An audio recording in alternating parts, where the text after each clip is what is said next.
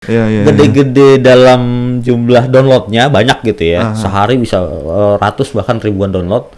Dan juga nilainya gede-gede. Itu mungkin ada dari Mas Daniel ada info nggak? Gimana kira-kira?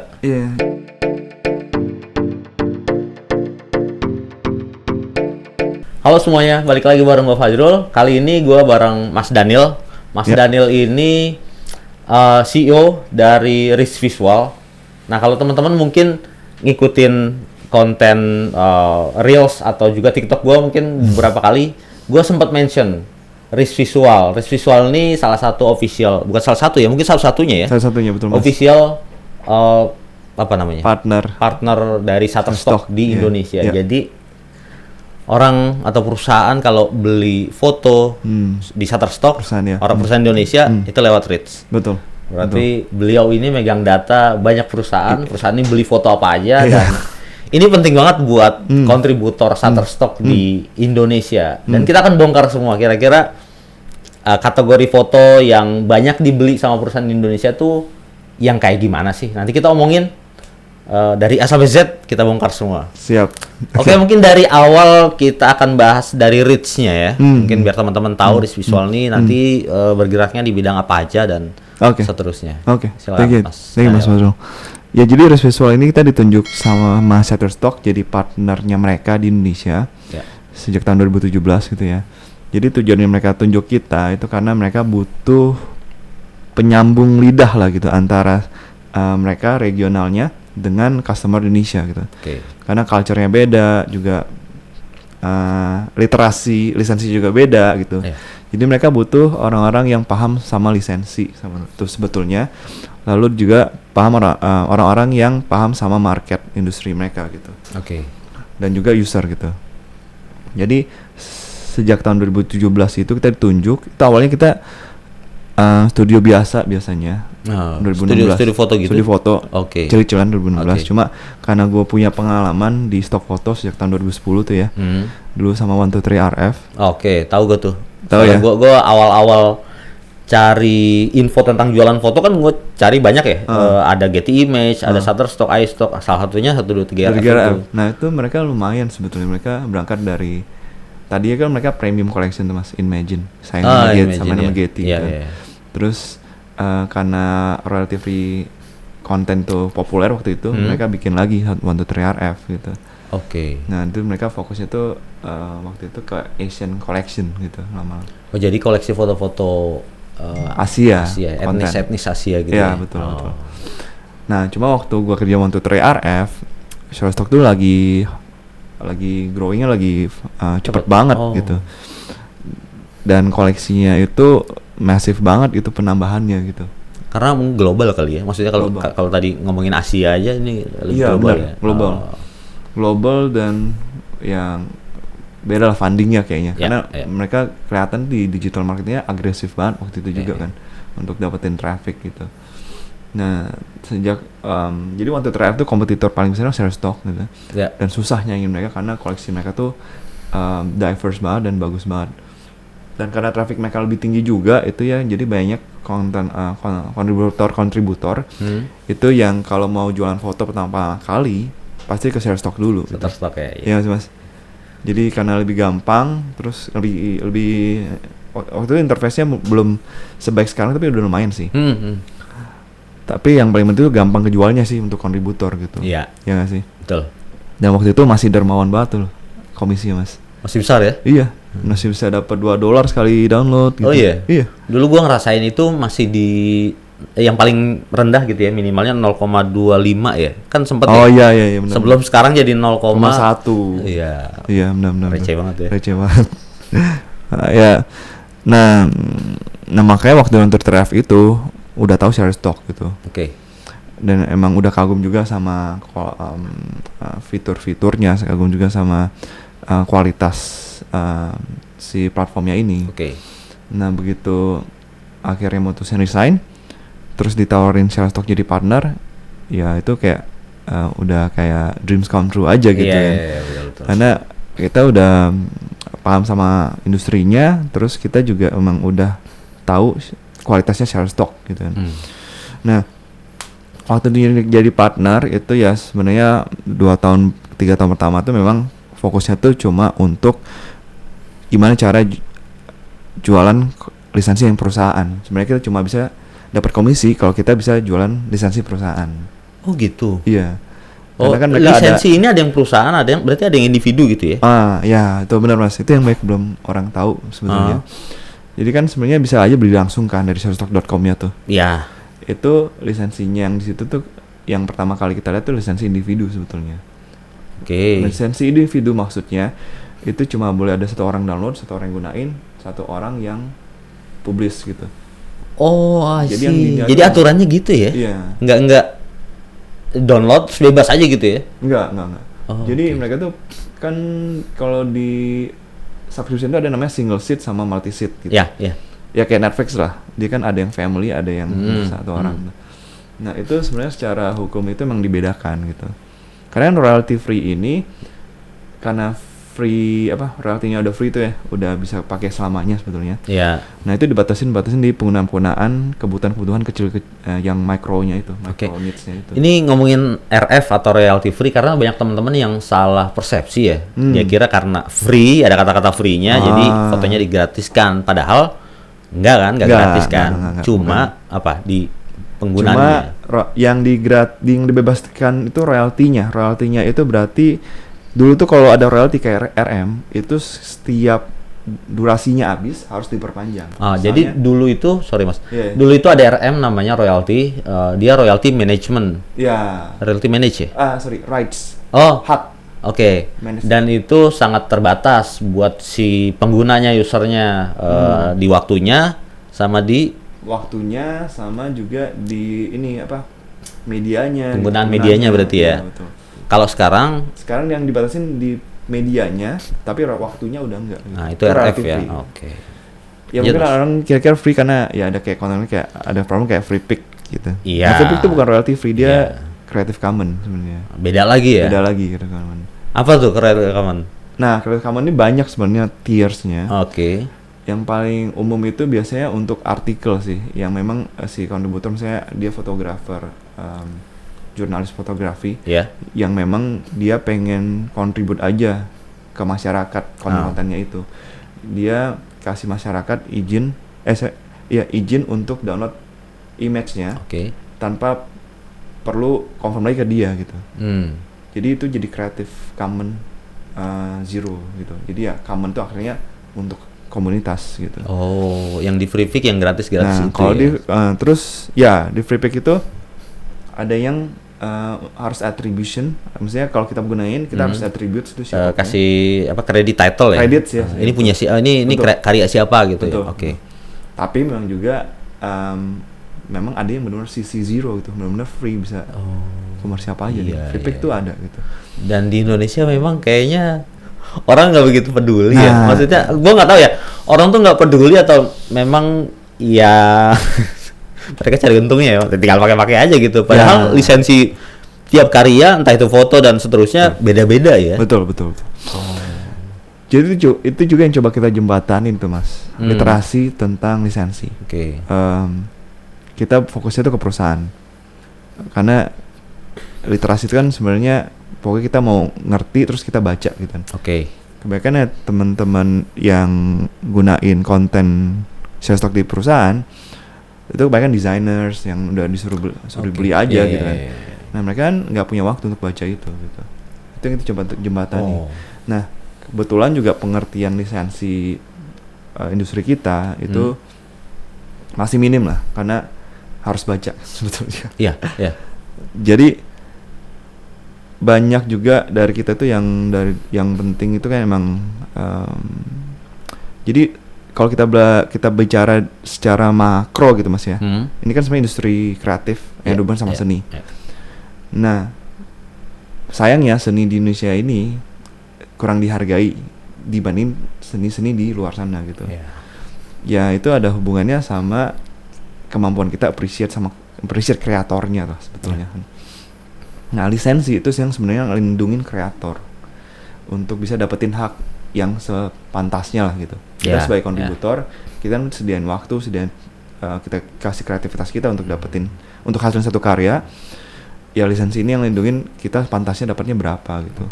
Makanya di lisensi Shutterstock itu dibagi berapa tier sesuai dengan value yang bisa kita kasih ke pengguna gitu. Yang dibedain ya itu value yang kita kasih ke individu bakal beda sama value yang kita kasih ke perusahaan. Karena perusahaan dia marketnya bisa besar gitu, pendapatannya bisa lebih besar kan. Perusahaan itu yang di Indonesia nih ya, kita ngomongin Indonesia, sejauh mana mereka paham tentang lisensi itu? Jadi yang paling umum itu mereka tahu perbedaan antara penggunaan digital sama penggunaan untuk billboard gitu. Oke. Untuk digital dan non digital ya. Iya. Cetak-cetak brosur segala macam gitu ya. Itu juga lebih riskan kan, visibilitasnya tinggi tuh. Iya. Kalau misalnya kontributor tahu terus dia komplain itu ya nggak bagus juga untuk reputasi si perusahaannya gitu.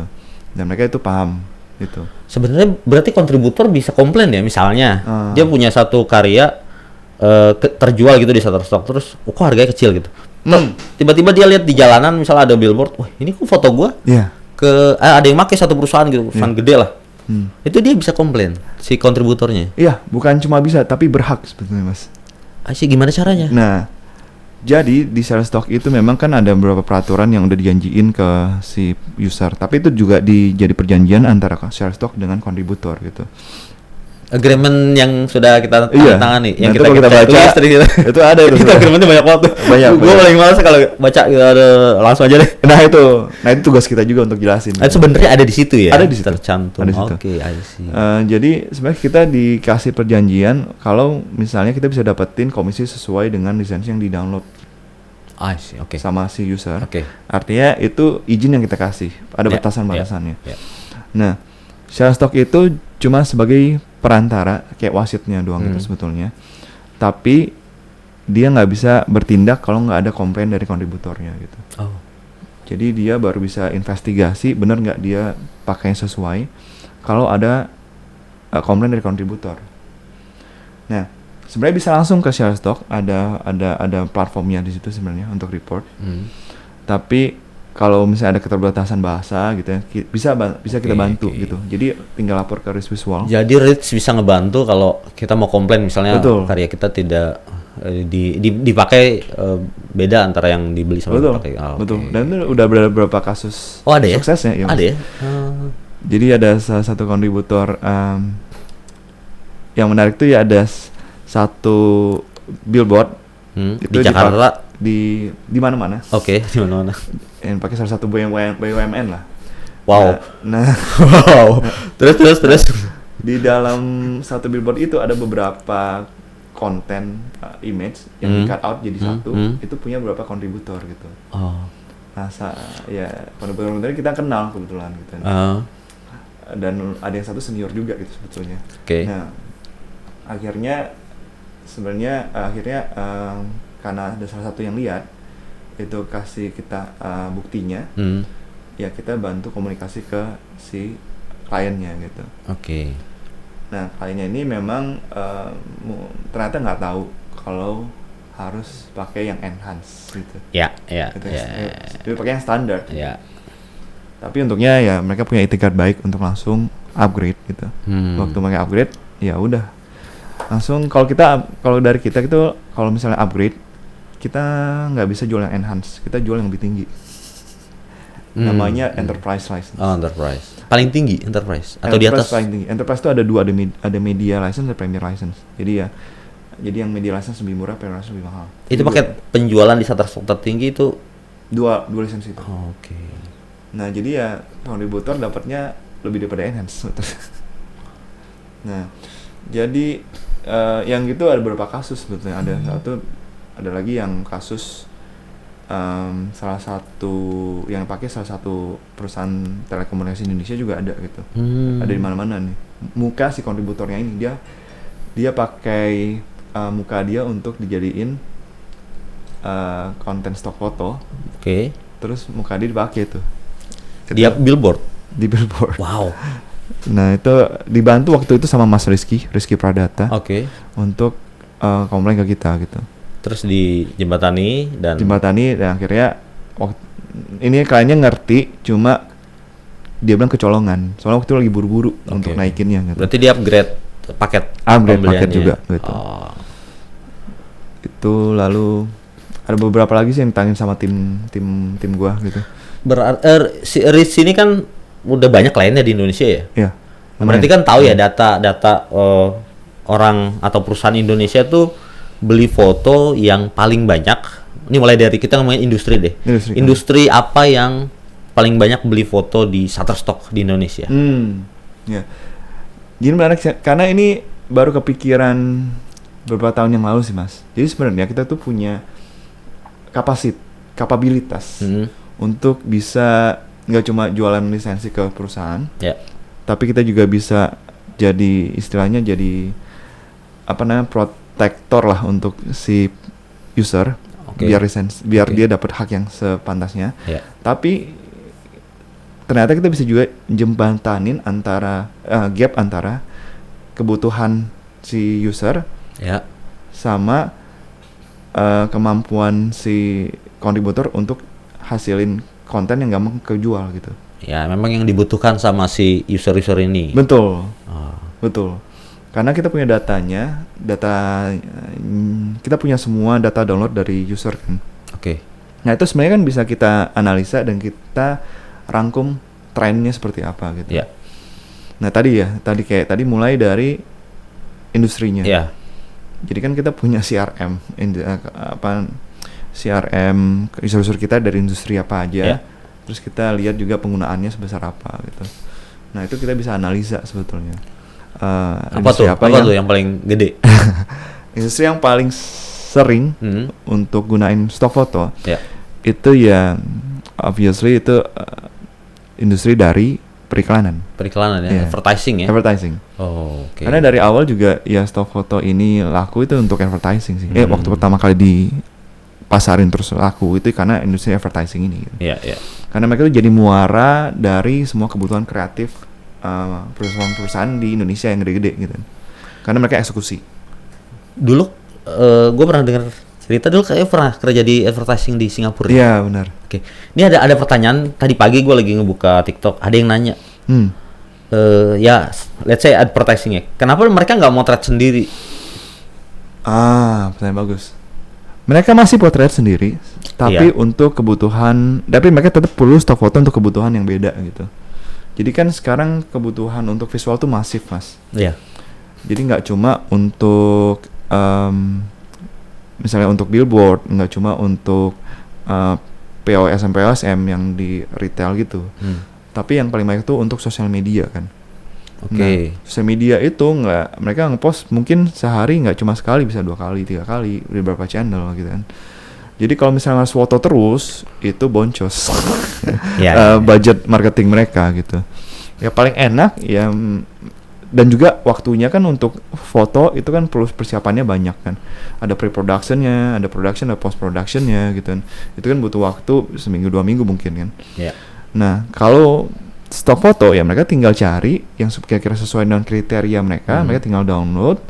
Terus lebih make sense untuk konten-konten yang gak evergreen, yang gak bakal dipakai di campaign-campaign yang terlalu besar gitu kan. Kayak di sosial media doang. Ya mereka pakai satu, ya besok kan udah turun, ya mereka pakai lagi gitu kan. Jadi ya stok foto itu tetap si fotografer advertising yang kita bilang assignment fotografi itu tetap punya tempat. Cuma dengan dari stok foto si klien ini punya kapabilitas untuk hasilin konten itu lebih banyak dan lebih punya banyak fleksibilitas juga. Mereka mau konten itu sesuai sama kriteria yang mana gitu. Jadi dua-duanya masih dibutuhin. Cuma ya stok foto itu ambil peran di konten-konten yang sifatnya daily gitu sebetulnya. Ya karena memang mereka kebutuhan akan footage foto itu harian dan dalam jumlah yang banyak ya. Nah, betul. Dan itu ya buat fotografer tidak mudah lah untuk provide semua itu susah. Dan justru kan semakin kesini tuh kebutuhan akan visual tuh semakin gede. Apalagi sekarang nggak cuma foto, video kan. Semua tuh udah visual ya. Iya, visual.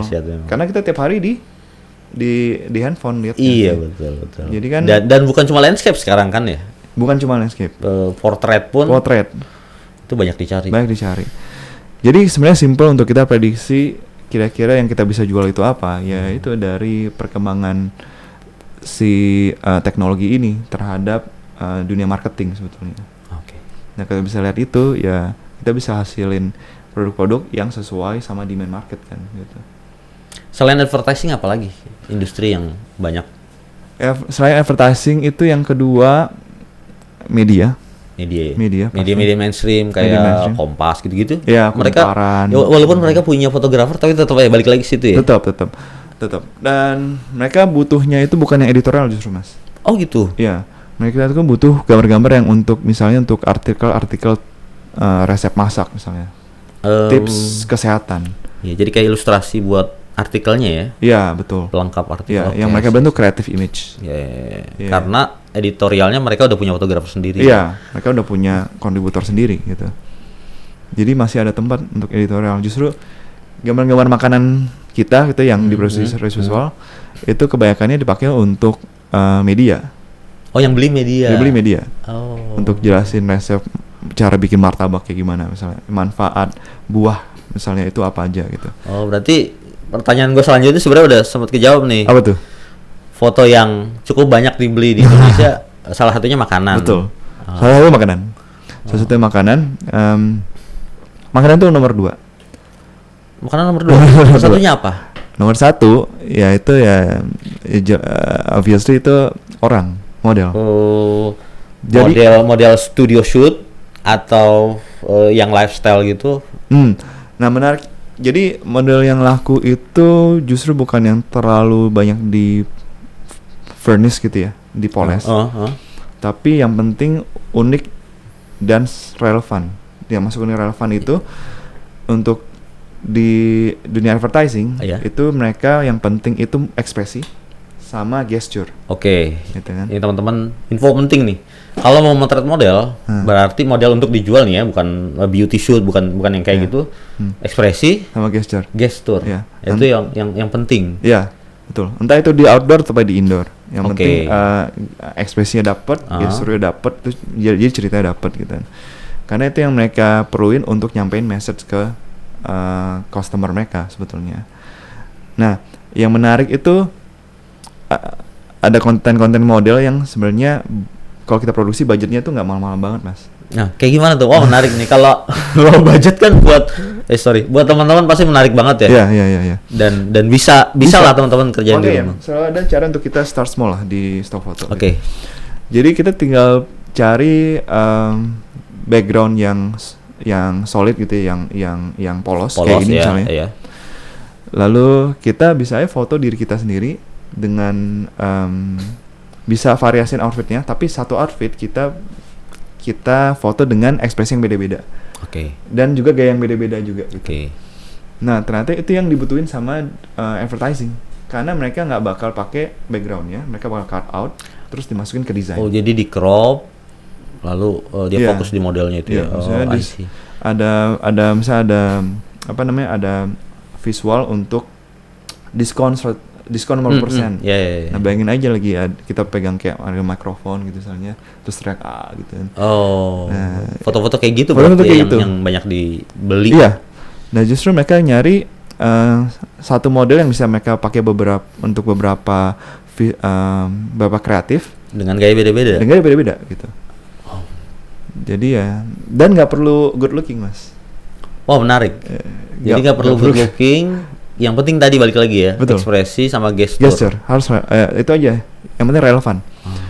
Jadi tinggal kalau mau lebih relevan ya tinggal kita sering-sering lihat aja tuh iklan-iklan di sosial media itu gesturnya kayak apa gitu. Ya kita bisa niru atau ya niru dari Shutterstock langsung aja gitu. Konten di situ. Kalau pengen tahu lebih dalam tentang industri yang paling banyak dipakai di Indonesia, terus apalagi tadi tema-tema foto, itu bisa dilihat di mana Mas? Nah, itu jadi tahun kemarin kita akhirnya punya inisiatif untuk bikin satu analisa itu kita tuang ke satu booklet. Oke. Booklet. Jadi booklet ini itu kita rangkum dari data customer perusahaan yang gunain Shutterstock selama tahun 2022 gitu. Jadi kita punya waktu itu data dari sekitar 70 lebih perusahaan Indonesia. Ada sekitar 120.000 sampel data yang kita ambil. Wow. Lalu kita analisa dan kita rangkum ke dalam satu buklet. Di buklet ini kita bisa lihat industri apa aja yang tadi yang paling populer, terus kategori apa aja yang paling baik di download, berikut dengan contoh-contohnya. Oke. Jadi ini bukletnya ya? Nah, ini bukletnya Mas Fazrul. Jadi di sini sudah di-spill semua, dibongkar semua. Iya. Data ya. Ini penting banget sih. Ada contoh fotonya juga ya. Ada. Teman-teman kalau nanti mau ngecek foto-fotonya kayak gimana, ini ada contoh fotonya. Dan nggak cuma yang di sini, bisa ada QR code-nya juga untuk langsung lihat contoh foto yang udah dirangkum di collection-nya gitu. Jadi ada 200 foto per kategori. Kalau jadi Rich Visual bikin collection di Shutterstock berdasarkan data yang kita dimiliki dan QR code-nya ada di buklet ini. Ini wajib. Kalau gue bilangnya ini kitab saktinya Shutterstock kontributor di Indonesia, karena kalau kita punya ini, kita bisa cek, kita bisa baca, ini jadi referensi buat nyetok ya. Iya, kadang kan kita bingung mau foto kayak gimana sih gitu, atau kita mau maksimalin kemungkinan foto kita gampang kejualnya gitu. Nah, ini bisa ngebantu sih. Jadi kayak yang tadi sempat kita obrolin. Nah, betul. Kayak gini nih. Iya. Foto orang terus dia mengapa-ngapain gini. Iya, memang jadi lucu sih. Benar. Tapi ternyata buat perusahaan menarik ya. Iya, itu yang kepake gitu Mas. Kayak dulu sempat ada yang sempat viral waktu itu gua ketemu di Twitter sih. Orang Thailand ya. Ya, itu yang ini dia. Itu dia. Yang fotonya dipakai siapa gitu di banyak billboard. Termasuk juga di Indonesia kayak banyak perusahaan yang pakai gitu ya. Ya, ekspresinya gitu semua. Oke. Tren download juga ada tiap bulan, tiap kategori. Iya, kita juga kasih tren per tiap bulannya biar teman-teman bisa prediksi di bulan apa itu yang paling banyak downloadnya. Ya, downloadnya tuh apa gitu. Karena tiap bulan beda-beda berarti ya. Ya, ada festif dan sebagainya. Dan itu bisa kita rencanain 2 bulan sebelumnya. Kenapa 2 bulan sebelumnya? Jadi kalau kita tanya teman-teman di agency atau di teman-teman kreatif itu mereka udah sediain visual itu 2 bulan sebelumnya untuk dijadiin untuk belum dipublish sebenarnya, sama untuk dapetin approval kliennya itu dari 2 bulan sebelumnya. Terus juga untuk dapetin approval dari atasannya itu 2 bulan sebelumnya udah dijadiin editorial plan gitu. Memang cukup lama ya sebenarnya. Mereka tapi udah milih 2 bulan sebelumnya. Jadi kalau misalnya mau produksi foto-foto yang pengen laku di Lebaran, nah tuh upload 2 bulan sebelumnya. Oh, kalau yang 2 bulan ke depan terus Natal tahun baru berarti. Natal tahun baru berarti upload sekarang. Berarti bikin konten-konten Natal tahun baru ya? Iya, betul. Oke, ini juga ada nih 3 kategori foto terpopuler di 3 industri Indonesia. Jadi kita breakdown di setiap industri itu foto yang paling dicari itu yang kayak apa sih gitu kategorinya gitu. Oke. Jadi kalau teman-teman pengen punya strategi untuk dibeli sama industri advertising, ya kira-kira gambarnya kayak gini. Berarti ini kan foto-foto yang ini kan sudah dibeli sama perusahaan Indonesia kan? Iya. Ini teman-teman, ini betul. Memang isinya nih penting banget buat teman-teman tahu ya. Iya. Ini ada contoh fotonya seperti apa, jadi kalian nanti bisa copy paste ATM lah ya istilahnya. Iya. Amati, ditiru, modifikasi dengan model yang kalian punya. Dan ini sebenarnya sih nggak begitu rumit ya. Banyak yang simple gitu ya, cukup pakai background putih atau yang Iya. Menurut pengamatan kita kebanyakan kan dipakai untuk desain Mas. Jadi ya mereka bakal cut out juga backgroundnya sebetulnya. Iya. Makanannya juga. Oh, kalau Indonesia makanan tradisional lokal bakso, soto gitu-gitu masuk juga. Masih punya market, tapi kalau menurut pengalaman kita sih makanan yang lebih istilahnya lebih populer itu ya makanan Oriental sebenarnya. Oh, Oriental ya? Iya, yang Jepang sama Chinese food. Oh, itu ya marketnya bukan cuma di Indonesia doang sih. Yeah. Bisa kemana-mana gitu. Yeah. Tapi kalau Indonesia doang usahain jangan terlalu banyak background. Backgroundnya jangan terlalu rame, sorry. Oh. Jadi yang putih gini aja, fotonya baksonya gitu. Itu lebih laku. Jadi fokus di objek utamanya ya, point of interest-nya ya. Oke. Karena kan kita juga strategi awal itu salah, karena kan kita fokusnya dulu ke food fotografi kan tadinya kan. Fotografi kan banyak backgroundnya tuh biar ceritanya dapet. Ternyata tidak seperti ternyata itu. Di stock foto nggak laku. Iya. Justru yang cuma simple backgroundnya cuma ada berapa props doang dan polos, back negative space-nya itu lebih laku. Nah ini informasi kayak gini sebenarnya yang teman-teman butuhkan untuk mempermudah kalian jualan foto. Kalau kalian nggak tahu informasi kayak gini, itu kan nyari sendiri berarti kan. Kita harus ngalamin dulu kan baru tahu. Tapi kalau kayak gini kan teman-teman bisa belajar dari pengalaman orang lain. Betul. Dan itu semuanya udah dituangkan di sini. Nanti teman-teman kalau memang tertarik pengen beli, ini dicetaknya terbatas kalau nggak salah Mas ya. Terbatas. Udah mau habis justru. Jadi nanti mungkin ada link di deskripsi videonya atau juga di bawah sini ya. Ini teman-teman. Mas kita lanjut Mas. Oh ya. Ini kan mungkin tahun atau bulan-bulan ini AI ini udah jauh banget ya. Udah canggih banget lah. AI mulai dari teks, suara, editing video, termasuk juga foto. Dan ini banyak di gue nerima curhat gitu ya di DM atau di komen. Kira-kira kehadiran AI ini bakal ngancem nggak sih buat kontributor kayak kita, buat orang yang jualan foto di internet? Karena gue pribadi beberapa kali coba generate pakai AI dan hasilnya lumayan loh, bagus banget loh. Iya, benar, udah canggih banget. Halus, terlebih Getty Image sekarang ngeluarin tuh AI generatif kontennya mereka dan CEO-nya sih bilang itu bakal halus banget, lebih halus dari Midjourney dan seterusnya karena mereka referensi image-nya lebih banyak.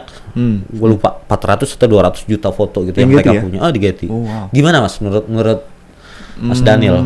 Ya kan emang ini sesuatu yang juga kita lihat kan karena ini dampak juga sama industri kita. Kalau kita nggak cuma kontributor sih, kita kalau menjualan stock foto kan pasti terdampak juga gitu. Jadi memang AI ini bakal cepet banget perkembangannya karena dia mesin yang bisa belajar gitu Mas. Semakin banyak kita ajarin, semakin banyak kita pakai, dia semakin pinter. Makanya Midjourney itu yang menurut saya itu udah paling top gitu ya hasilnya, outputnya. Itu yang tadi pas awal-awal muncul awal tahun ini tuh belum sebagus sekarang gitu, tapi makin bagus gitu. Jadi memang semasif itu perkembangannya. Dan mereka tuh kayak manusia berkembang terus gitu. Nah, tapi sebetulnya kalau kita riset lagi dan kita tanya sebenarnya sama klien-klien kita, terutama yang dari industri perikanan, mereka itu punya 2 alasan untuk belum mau pakai AI. Apa tuh Mas? Nah, yang pertama itu sebetulnya kualitas AI untuk hasilin konten-konten lokal itu belum sebagus konten-konten luar. Karena AI ini dia baru bisa kasih hasil output yang bagus kalau datanya udah bagus. Datanya udah banyak. Oke. Nah, kebetulan data visual di Indonesia itu belum sebanyak di luar. Jadi hasilnya pun terbatas. Ada yang bisa bagus, tapi ya lebih banyak enggaknya gitu. Nah, itu salah satu alasannya. Yang kedua pasti ada hubungannya sama legalitasnya. Ya. Jadi perusahaan-perusahaan periklanan ini atau brand itu kan reputasi itu penting untuk mereka. Jadi mereka mau make sure outputnya mereka ini udah aman untuk digunain ke masyarakat luas gitu lah. Dari segi hak ciptanya berarti hak cipta ya, karena visibilitasnya tinggi. Nah, sementara AI itu belum ada jaminan legalitasnya. Nah, sampai sekarang at least belum ada ya. Jadi foto-foto yang ada objek manusianya gitu yang digenerate sama AI itu masih abu-abu. Masih abu-abu karena kan masih bingung sebenarnya kreatornya siapa. Pertama ada data-data dari kita misalnya kontributor misalnya. Terus ada juga kemampuan si AI-nya untuk rangkum data itu jadi informasi terus jadi gambar. Untuk belajar. Terus yang inisiatornya kan si prompt-nya gitu, yang prompt writer-nya gitu. Jadi ada 3 elemen yang sebetulnya bermain untuk nyiptain satu karya gitu. Jadi belum jelas siapa kreator sebenarnya. Sebetulnya itu yang jadi rumit gitu. Itu yang juga masih ya permasalahan di US juga. Oh, di US juga masih ya? Iya, cuma lagi diusahain regulasinya, tapi belum ada sesuatu yang nyata lah gitu. Lalu juga kalau pakai AI itu si brand tuh ngerasa ini reputasi mereka juga jadi jelek gitu. Karena kan banyak kreator yang belum ngerasa di-appreciate karena AI ini sebetulnya. Karena belum, ya mereka ya terus terang Midjourney sebenarnya belajar dari fotografer yang udah top kan sebetulnya. Dengan belajar dari data mereka tanpa ada izin sebetulnya. Nah itu kan jadi masalah. Itu ilegal berarti Mas ya? Maksudnya kayak Midjourney dia pakai data. Nah itu jadi perdebatan sebenarnya Mas. Jadi misalnya kayak Mas Fazrul nih kan senang foto misalnya. Mas Fazrul post foto-foto di internet. Terus saya pengen belajar fotografi. Saya lihat foto Mas Fazrul, saya tiru-tiru gitu. Malah ternyata gini caranya. Berarti kan saya belajar dari Mas Fazrul. Namun tanpa izin sih. Tapi kan saya belajar ya karena ada referensi dari Mas Fazrul. Tapi saya nggak pernah minta izin Mas Fazrul. Tapi akhirnya saya punya foto-foto yang stylenya mirip sama Mas Fazrul. Itu sah apa enggak Mas Fazrul? Sah. Nah itu. Oh itu yang dipakai Midjourney alasan itu. Learning, ya, betul. Nah iya. Tapi sebenarnya Shutterstock udah coba kasih solusi lewat program-program mereka yang itu yang ada apa namanya data licensing. Data licensing. Jadi mereka mau mereka mau bikin gerakan yang AI responsible gitu. Penggunaan AI yang responsible artinya si kreatornya bisa dapat kompensasi dari AI yang digunain sama user. Jadi bisa dibilang hasil generate AI-nya Shutterstock tuh legal karena data untuk learningnya memang diambil dari kita. Bukan cuma diambil tapi memang diserahkan sama si kontributor ya. Betul. Yang lewat data licensing. Betul. I see. Dan kontributor dapat kompensasi. Gitu. Nah itu kan enak gitu. Jadi si user juga kalau mau download ya udah ngerasa aman. Cuma memang karena fokusnya data cuma yang di 100 juta itu, ya hasilnya belum maksimal. Kalau Midjourney kan bisa masif datanya. Berarti itu bisa dibilang itu keuntungan ya di dunia yang sekarang AI ini buat kontributor khususnya Shutterstock. Kita tetap bisa jualan foto. Jual. Jadi good news-nya pertama kita masih punya tempat sebagai fotografer ya, karena si brand ini masih mau pakai yang hasil karya manusia. Sampai sekarang, sampai detik kita ngomong ini. Kedua juga sebenarnya kalau di Shutterstock itu kita jadi punya safety net, ya kan? Karena ada AI ini kita punya namanya data licensing yang tadinya kalau belum ada ini ya, Mas Fazrul juga awal-awal kan tolaknya lebih gampang, terus nggak ada safety netnya pasti tolak aja gitu. Iya, dulu gue sempat bilang tuh selalu di YouTube kalau Shutterstock tuh paling kejam kalau nolak. Iya kan? Jadi upload 100 yang diterima cuma 10, 20 sisanya ditolak. Kalau sekarang nggak gitu ya? Sekarang ya kalaupun ditolak masuk ke data licensing. Gitu. Jadi statusnya tetap approve, tapi dia masuk ke data licensing untuk dijual di dataset. Betul. Pengembangan AI, generatif kontennya si Shutterstock. Nanti yang masuk dataset ini bakal dijual Shutterstock ke perusahaan-perusahaan yang butuh machine learning. Kayak misalnya ada perusahaan yang pengen produksi EV, mobil listrik yang autopilot, yang nggak ada kayak Tesla gitu ya. Tesla. Kan dia harus ngenalin objek-objek tuh. Nah kan dia pakai itu ya. Kan kita udah kasih metadata sebenarnya di Shutterstock. Kita udah kasih keywordnya, jadi rumput kita kasih metadatanya rumput. Nah itu tinggal mereka jual aja ke Tesla. Dan itu yang dipakai sama perusahaan-perusahaan kayak Tesla itu ya, metadata itu. Dan data licensing ini penjualannya beda sama yang reguler. Beda. Jadi ya kalau misalnya data licensing nggak bakal ada di Shutterstock.com. Jadi begitu teman-teman ya. Mungkin teman-teman soalnya banyak yang bingung ternyata. Fotonya sudah di-approve tapi nggak masuk ke portofolio. Dan ya setelah gue jelasin data licensing, ini ada duitnya nggak? Berarti ada ya duitnya. Ada. Tapi menurut aku sih jangan fokus ke data licensing ya.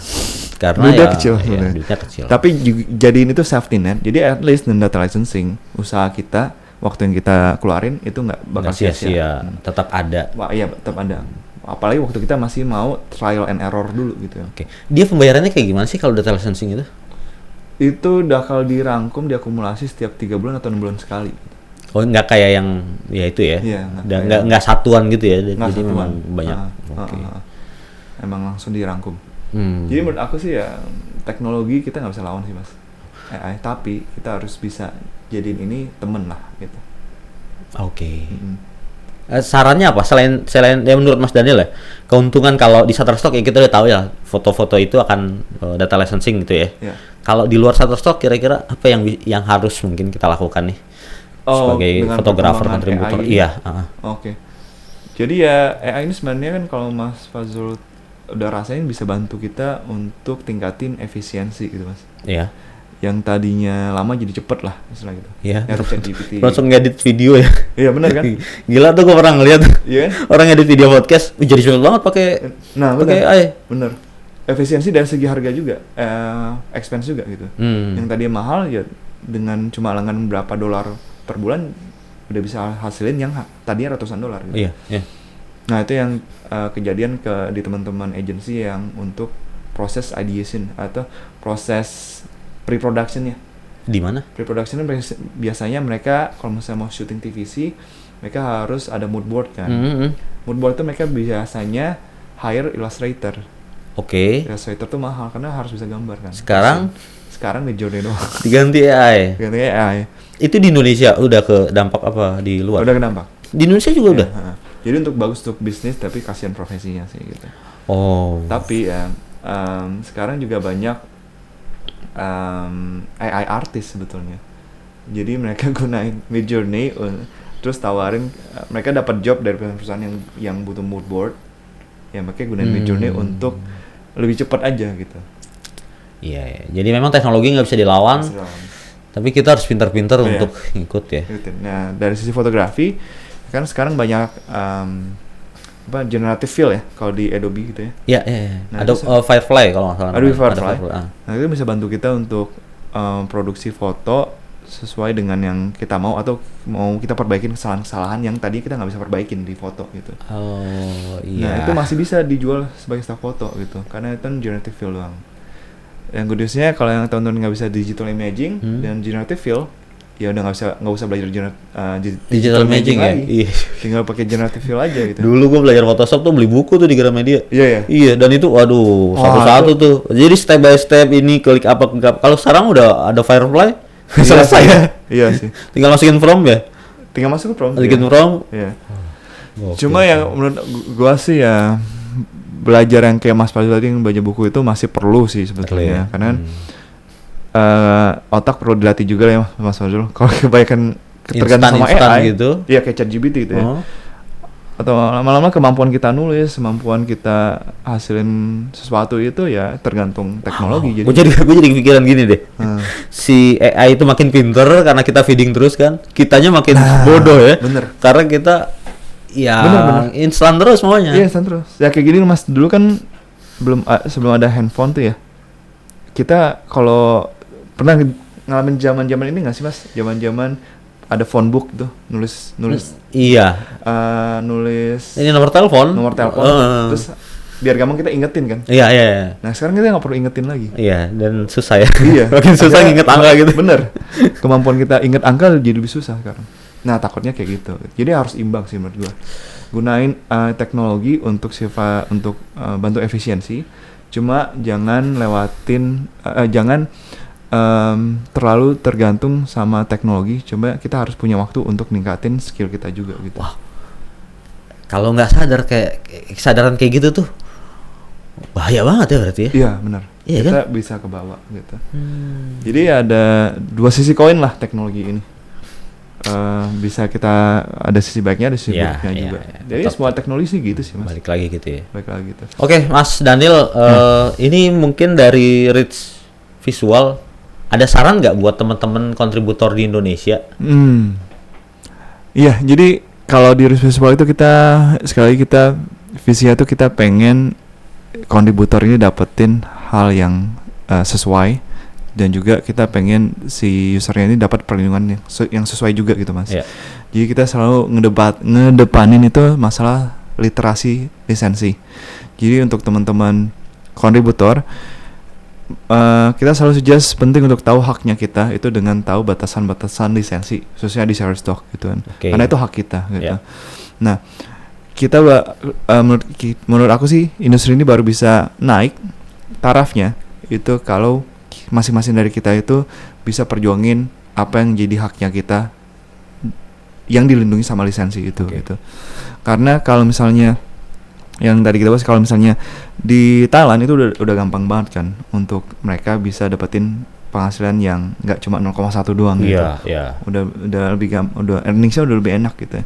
Ya karena mereka dari sisi user sama pengguna sama kontributor udah paham batasannya itu kayak gimana dan harusnya mereka download lisensi yang seperti apa gitu. Nah makanya kita cuma bisa mulai dari diri kita sendiri ya, karena kita susah kalau misalnya harus ngomelin orang atau harus nuduh-nuduh orang gitu. Ya mulai dari kita untuk tahu hak kita kayak gimana. Kalaupun ada penggunaan yang nggak sesuai sama haknya kita itu, coba cari minta bantuan sama orang yang bisa. Nah kebetulan kita bisa bantu untuk komunikasikan hak-haknya kontributor ke klien gitu. Jadi ya sesimpel itu sih Mas, sesimpel untuk tahu batasan lisensi Shutterstock itu kayak apa aja sih. Oke, jadi memang ya lisensi itu bukan cuma klien ya, bukan cuma user yang harus tahu sebenarnya ya. Betul. Jadi kita juga sebagai kontributor juga ya harus tahu juga hak kita kayak gimana. Iya, betul. Dan gua pribadi sebenarnya PR juga sih Mas. Sekaligus ini tamparan karena selama ini gue termasuk yang males nyari info tentang lisensi. Jadi cuma tahu itu aja tuh yang pernah kita bahas tentang RM dan RF aja. Tapi lebih detailnya ya mungkin karena malas baca ya jadi dan terlebih kan bahasa Inggris ya. Rata-rata kita kalau udah baca bahasa Inggris itu ada malas nih. Iya itu wajar sih Mas. Tapi memang cuma ya nanti kita coba. Iya benar. Yang biasanya sebenarnya gue awal itu juga malas bahasa, cuma kita baru mau ngelakuin sesuatu kalau kita tahu ada tujuannya kan, ada benefitnya. Iya betul. Nah ini dengan edukasi ini kita kasih kesadaran aja, ada benefitnya loh kalau kita tahu. Nah dengan gitu kan lebih punya motivasi lah untuk ngebaca gitu.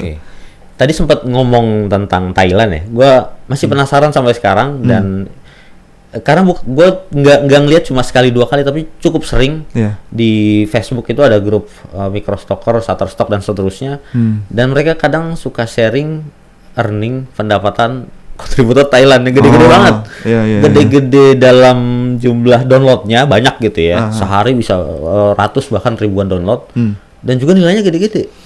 Itu mungkin ada dari Mas Daniel ada info nggak gimana kira-kira? Jadi itu selaras sama informasi yang kita dapat dari partner Shutterstock di Thailand juga gitu. Ada namanya Number 24. Nah, itu sukses banget di Thailand. Penjualannya jauh lebih besar daripada kita. Number 24. 24 ini official partner atau kontributor? Official partner. Oh gitu. Sama kayak kita.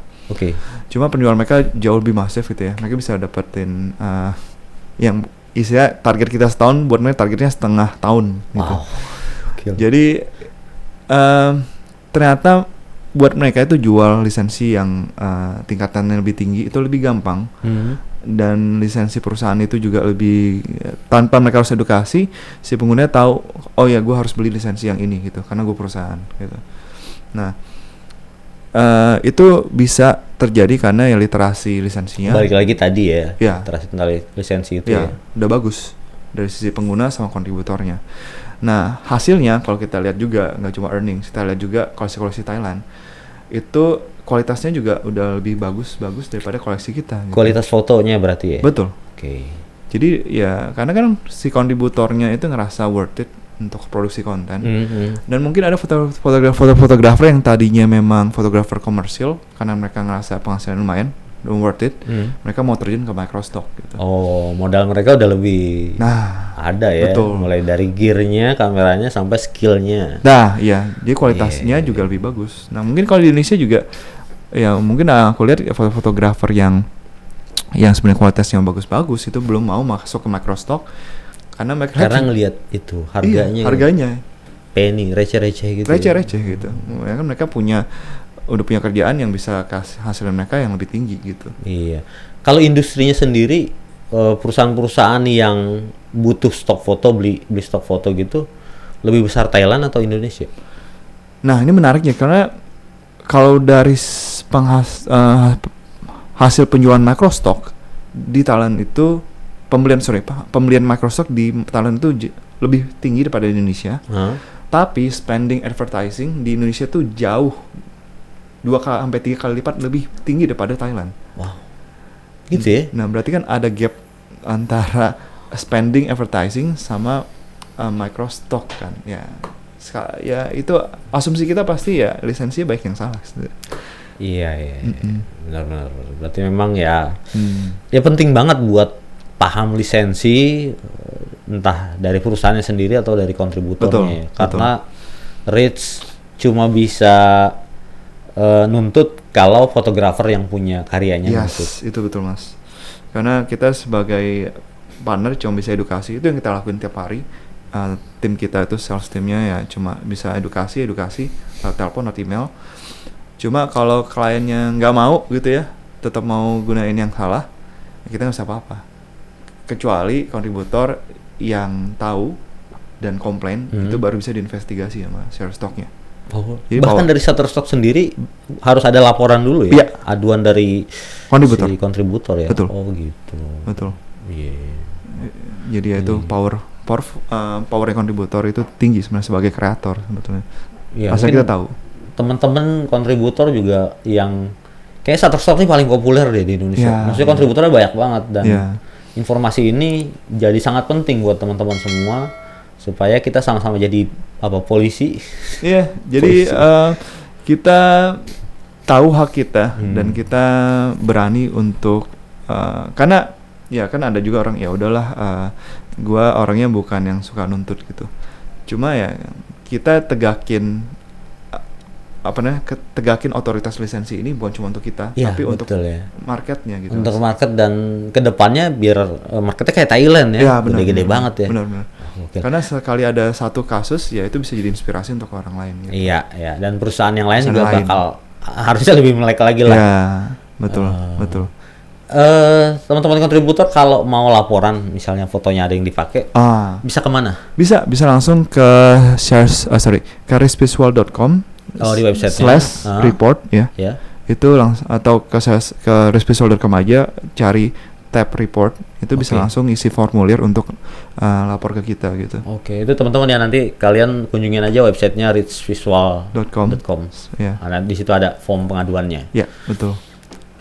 Kedepannya Risvisual ada event apa rencana, mungkin bikin lomba foto atau edukasi tentang itu jadi ya sejalan sama misi kita tadi untuk jembatanin antara demand-nya market sama kualitas foto yang dihasilin sama kontributor, dan juga biar konten lokal kita makin banyak gitu Mas.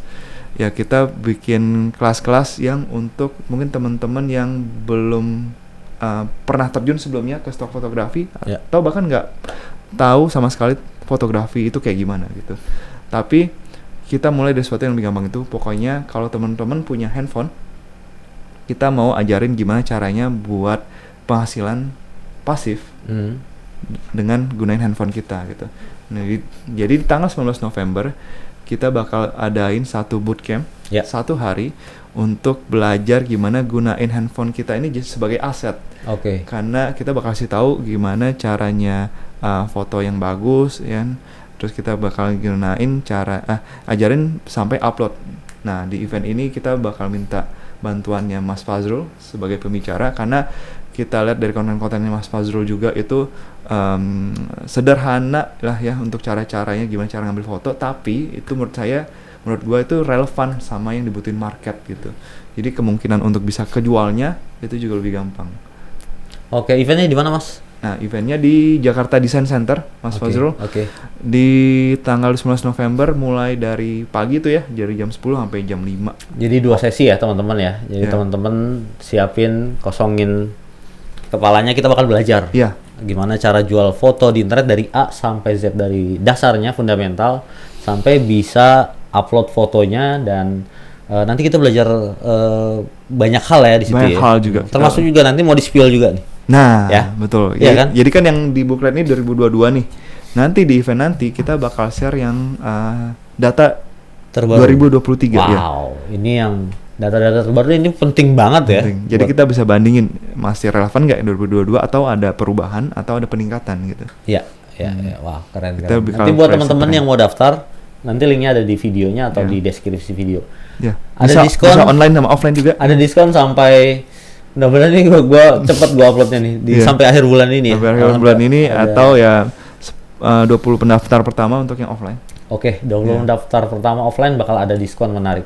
Iya. Jadi duluan daftar ya. Yes. Oke, Mas Daniel, terima kasih buat waktunya dan juga insight ini. Banyak banget insight yang kita dapetin.